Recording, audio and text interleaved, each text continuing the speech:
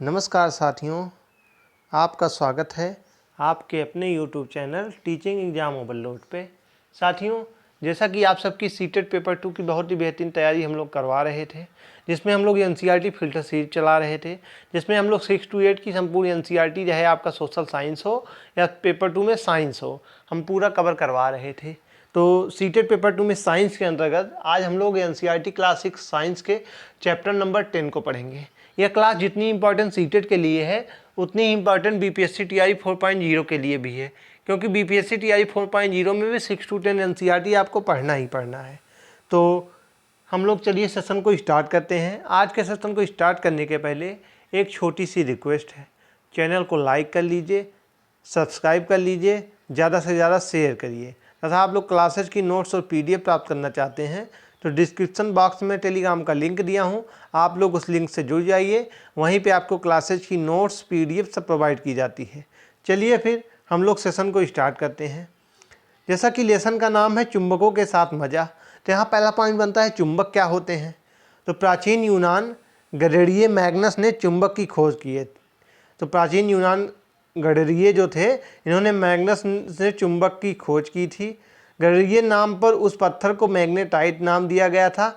Magnetite में लोहा होता है, वह पदार्थ जो लोहा पदार्थों को अपनी ओर आकर्षित करता है तथा स्वतंत्रता पूर्वक लटकाए जाने पर हमेशा भौगोलिक उत्तर दक्षिण दिशा में ठहरता है, चुंबक कहलाता है।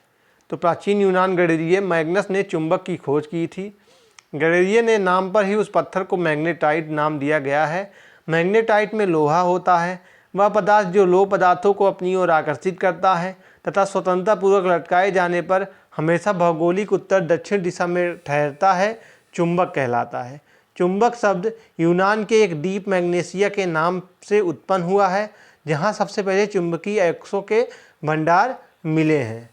प्राचीन काल में ग्रीस में एशिया माइनर के मैग्नेसिया में एक ऐसे पदार्थ की खोज हुई जिसमें लोहे, कोबाल्ट और निकल को आकर्षित करने की क्षमता थी।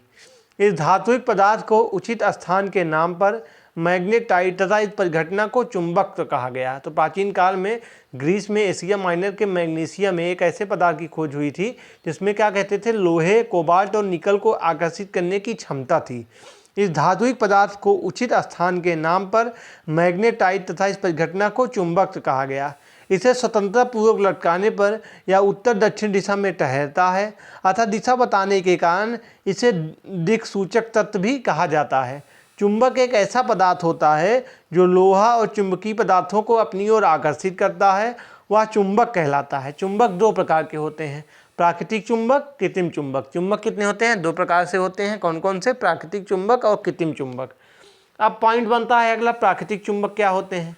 तो अगर हम लोग प्राकृतिक चुंबक की बात करें तो जैसा कि फिगर में आप लोग देख भी रहे होंगे, ऐसा चुंबक जो मूल रूप से पृथ्वी से मिलता है या प्राप्त होता है उसे हम लोग प्राकृतिक या नेचुरल मैग्नेट कहते हैं। जैसे आपका चुंबक पत्थर या मैग्नेटाइट पत्थर आदि होता है। वहीं कृत्रिम चुंबक खदानों में खुदाई करके प्राप्त किया जाता है। कुछ विद्वानों के अनुमान के अनुसार सबसे पहले प्राकृतिक चुंबक एशिया के मैग्नेसिया शहर में पाया गया था। उस समय यह कच्ची धातु के रूप में पाया गया था और इस कच्ची धातु को लोड स्टोन के नाम से जाना जाता था। लोहे तथा दूसरे चुंबकीय पदार्थों को अपनी ओर आकर्षित करने के कारण इसका नाम मैग्नेटाइट रखा गया और बाद में इसे मैग्नेट का नाम दिया गया। इस प्रकार के चुंबक की आकृति एक समान नहीं होती है, इनकी चुंबकीय क्षेत्र तीव्रता बहुत कम होती है। प्रकृति में पाए जाने वाले चुंबक को प्राकृतिक चुंबक कहते हैं। उदाहरण के रूप में प्राकृतिक चुंबक का नाम मैग्नेटाइट होता है। तो जो प्राकृतिक चुंबक होता है या एक ऐसा चुंबक होता है जो मूल रूप से पृथ्वी से प्राप्त होता है, पृथ्वी से मिलता है, इसे हम लोग प्राकृतिक चुंबक या नेचुरल मैग्नेट भी कहते हैं। जैसे चुंबक पत्थर या मैग्नेटाइट पत्थर आदि आपका हो गया। कृत्रिम चुंबक खदानों से खुदाई करके प्राप्त किया जाता है। वहीं कुछ विद्वानों के अनुसार सबसे पहले जो प्राकृतिक चुंबक था वह एशिया के मैग्नेसिया शहर में पाया गया था। उस समय यह किस रूप में पाया गया था? कच्ची धातु के रूप में पाया गया था और इस कच्ची धातु को लोड स्टोन के नाम से जाना जाता है। लोहे तथा दूसरे चुंबकीय पदार्थों को अपनी ओर आकर्षित करने के कारण इसका नाम मैग्नेटाइट रखा गया और बाद में इसे मैग्नेट का नाम दिया गया। इस प्रकार के चुंबक की आकृति एक समान नहीं होती है, इनकी चुंबकीय क्षेत्र तीव्रता बहुत कम होती है। प्रकृति में पाए जाने वाले चुंबक को प्राकृतिक चुंबक कहते हैं। उदाहरण के रूप में प्राकृतिक चुंबक का नाम मैग्नेटाइट है। अब हम लोग कृत्रिम चुंबक की बात कर लें तो अगर हम लोग कृत्रिम, जैसा कि फिगर में आप लोग देख रहे होंगे, इसी को हम लोग कृत्रिम चुंबक बोलते हैं। तो वह चुंबक जो मानव द्वारा निर्मित किए जाते हैं कृत्रिम चुंबक कहलाते हैं। इनकी आकृति किसी भी प्रकार की रखी जा सकती है, जैसे क्षण चुंबक, नाल चुंबक, चुंबकीय सुई आदि। जब किसी लौह चुंबकीय पदार्थ को तीव्र चुंबक क्षेत्र में रखते हैं तो किसी लोहे की क्षण पर लंबाई की अनुसित चुंबक रगड़ा जाए या धारावाही परिनालिका की अक्ष पर उसके अंदर लोहे की छड़ रखी जाए तो यह चुंबकीय हो जाती है। इस प्रकार कृत्रिम चुंबक कई प्रकार से बनाए जाते हैं। लोहे के टुकड़े से बनाए जाने वाले चुंबक को कृत्रिम चुंबक कहते हैं। तो वह चुंबक जो मानव द्वारा निर्मित किए जाते हैं कृत्रिम चुंबक कहलाते हैं। इनकी आकृति किसी भी प्रकार से रखी जा सकती है, जैसे आपकी क्षण चुंबक हो गया, नाल चुंबक हो गया, चुंबकीय सुई हो गई। जब किसी लौह चुंबकीय पदार्थ को तीव्र चुंबक क्षेत्र में रखते हैं तो किसी लोहे की जो छड़ होती है उसकी लंबाई की अनुदिश चुंबक रगड़ा जाए या धारावाही परिनालिका की अक्ष पर उसके अंदर लोहे की छड़ रखी जाए तो यह चुंबकीय हो जाती है। इस प्रकार कृत्रिम चुंबक कई प्रकार से बनाए जाते हैं, जैसे लोहे के टुकड़े से बनाए जाने वाले चुंबक को कृत्रिम चुंबक कहते हैं। उदाहरण के रूप में क्षण चुंबक, गोलंत चुंबक, नाल चुंबक। कृत्रिम चुंबक दो प्रकार के हो सकते हैं, अस्थायी चुंबक, अस्थायी चुंबक। अस्थायी चुंबक की बात करें तो ऐसे चुंबक जिसमें चुंबक हमेशा के लिए बनी रहती है उसे अस्थायी चुंबक कहा जाता है। अस्थायी चुंबक बनाने के लिए स्टील, कार्बन, स्टील, कोबाल्ट जैसी धातुओं का इस्तेमाल किया जाता है। अस्थायी चुंबक अलग अलग आकार में बनाई जाती है। इनका इस्तेमाल अलग अलग वस्तुओं और जगहों पर किया जाता है। तो ऐसे चुंबक जिसमें चुंबक हमेशा के लिए बनी रहती है उसे अस्थायी चुंबक कहा जाता है। अस्थायी चुंबक बनाने के लिए स्टील, कार्बन, स्टील, कोबाल्ट जैसी धातुओं का इस्तेमाल किया जाता है। अस्थायी चुंबक अलग अलग प्रकार आकार से बनाई जाती हैं, जिनका इस्तेमाल अलग अलग वस्तुओं और जगह पर किया जाता है। अस्थायी चुंबक तो ऐसे चुंबक जिसकी क्षमता तब तक रहती है जब तक उस पर चुंबकीय बल लगा रहता है। जैसे ही चुंबकीय बल हटा दिया जाए तो उसकी क्षमता खत्म हो जाती है। इस प्रकार के चुंबक को अस्थायी चुंबक या इलेक्ट्रोमैग्नेट कहलाती है। इस प्रकार के चुंबक लोहे या स्टील की रॉड पर तांबे की तार लपेटकर उसमें करंट प्रवाह करके बनाई जाती है। इस प्रकार के चुंबक का इस्तेमाल विद्युत घंटी, बंजर मोटर इत्यादि में किया जाता है। तो ऐसे चुंबक जिनकी क्षमता तब तक ही रहती है जब तक उस पर कोई चुंबकीय बल लगा रहता है। जैसे ही चुंबकीय बल हटा दिया जाए तो उसकी क्षमता खत्म हो जाती है। इस प्रकार के चुंबक को अस्थायी चुंबक या इलेक्ट्रोमैग्नेट कहलाती है। इस प्रकार के चुंबक लोहे या स्टील की रॉड पर तांबे की तार की लपेट कर उसमें करंट प्रवाह करके बनाई जाती है। इस प्रकार के चुंबक का इस्तेमाल विद्युत घंटी, बजर, मोटर इत्यादि में किया जाता है। चुंबकीय पदार्थ क्या होते हैं? तो जो पदार्थ चुंबक की ओर आकर्षित होते हैं चुंबकीय पदार्थ कहलाते हैं। जैसे आपका लोहा, निकिल एवं कोबाल्ट हो गया। तो जो पदार्थ चुंबक की ओर आकर्षित होते हैं चुंबकीय पदार्थ कहलाते हैं, जैसे लोहा, निकिल एवं कोबाल्ट आदि हो गया। अचुंबकीय पदार्थ, जो पदार्थ चुंबक की ओर आकर्षित नहीं होते हैं अचुंबकीय पदार्थ कहलाते हैं। कपड़ा, लकड़ी, चमड़ा, प्लास्टिक आदि। तो जो पदार्थ चुंबक की ओर आकर्षित नहीं होंगे अचुंबकीय पदार्थ कहलाते हैं। जो पदार्थ चुंबक की ओर आकर्षित होंगे चुंबकीय पदार्थ कहलाते हैं। अचुंबकीय पदार्थ की बात की जाए कपड़ा, लकड़ी, चमड़ा, प्लास्टिक आदि। चुंबकीय पदार्थ की बात करी जाए तो आपका लोहा हो गया। चुंबक के दो ध्रुव, तो चुंबकीय ध्रुव नति के ऊर्ध्वाधर झुकाव को प्रदर्शित करता है। ध्यातव्य है कि चुंबकीय गति जो होती है क्षैतिज समतल पर पृथ्वी के चुंबकीय क्षेत्र की दिशा में बनने वाला कोण है। वस्तुतः पृथ्वी एक बड़े चुंबक की भांति कार्य करती है। तो चुंबकीय ध्रुव नति के ऊर्ध्वाधर झुकाव को प्रदर्शित करता है। ध्यातव्य है कि चुंबकीय गति क्षैतिज समतल एवं पृथ्वी के चुंबकीय क्षेत्र की दिशा में बनने वाले कोण वस्तुतः पृथ्वी एक बड़े चुंबक की भांति कार्य करती है। पृथ्वी के गर्भ में ठोस आंतरिक कोर है जिसके चारों ओर बाह्य कोर द्रव्य अवस्था में है, जिसमें लौह एवं निकिल जैसे भारी तत्व पाए जाते हैं। पृथ्वी के घूर्णन के कारण पृथ्वी का द्रव्य अवस्था वाला बाह्य कोर इलेक्ट्रिक धारा उत्पन्न करता है। इसमें चुंबकीय क्षेत्र का निर्माण होता है। ध्रुव पर जहाँ से चुंबकीय धाराएं प्रभावित होती हैं वह चुंबकीय क्षेत्र का प्रभाव सर्वाधिक होता है। इन्हीं स्थानों को चुंबकीय ध्रुव कहा जाता है। पृथ्वी के 2 चुंबकीय ध्रुव होते हैं, यथा उत्तरी चुंबकीय ध्रुव तथा दक्षिणी चुंबकीय ध्रुव, तथा कंपास की सुई हमेशा उत्तरी चुंबकीय ध्रुव की ओर संकेत करती है। गौर मतलब है कि पृथ्वी के चुंबकीय ध्रुव उत्तरी और दक्षिणी पृथ्वी के वास्तविक भौगोलिक ध्रुवों से भिन्न होते हैं।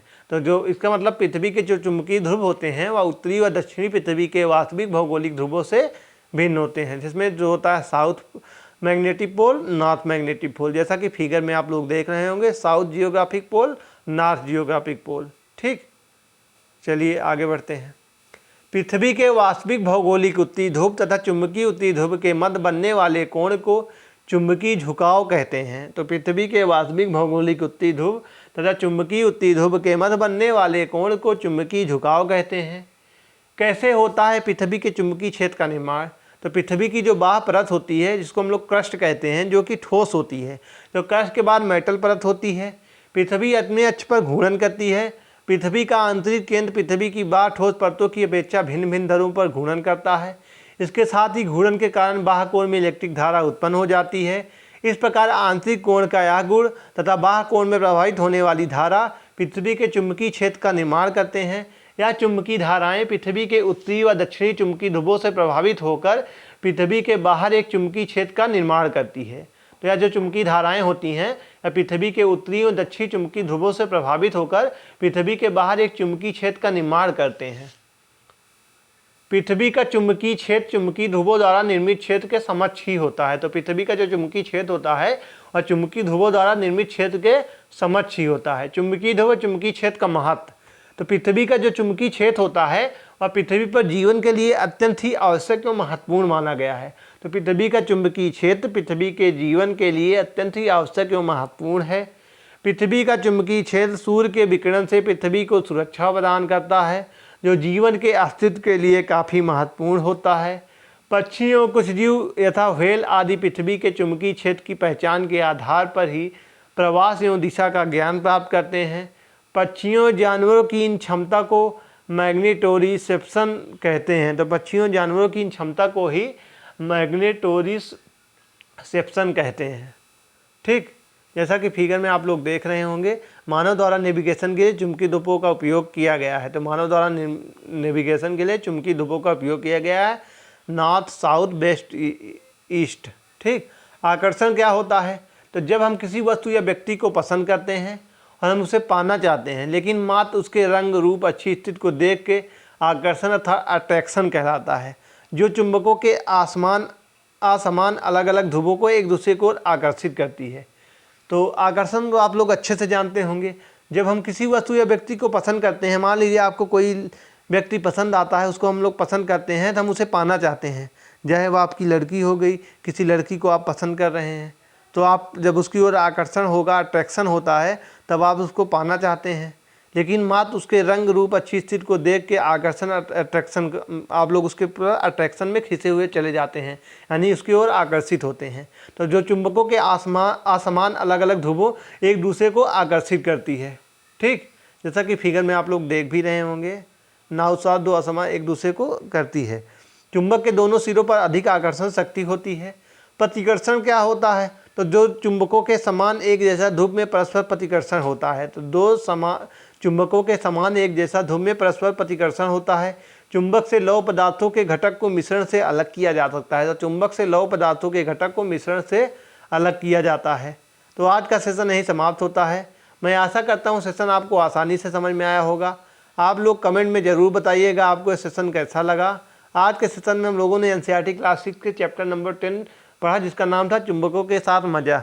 लगभग आपकी एनसीईआरटी ओल्ड एनसीईआरटी आपकी ख़त्म हो गई है। अब मैं क्या करवाऊंगा, आपको न्यू एनसीईआरटी के चैप्टर कवर करवा देता हूं, क्योंकि न्यू एनसीईआरटी में भी आपकी साइंस बदल गई है, उसमें कुछ चीज़ें नई ऐड हुई हैं, तो उसको पढ़ाना बहुत ज़रूरी है, क्योंकि सीटेट इस बार नए एनसीईआरटी और ओल्ड एनसीईआरटी दोनों से ही प्रश्न पूछेगा। तो ओल्ड क्लास 6 समाप्त कर दी है, क्लास 6 न्यू एनसीईआरटी में आपको समाप्त कर दूँगा। तो आज के सेशन को यहीं समाप्त करते हैं। कल फिर मिलते हैं किसी नए सेशन के साथ। तब तक के लिए जय हिंद, वंदे मातरम।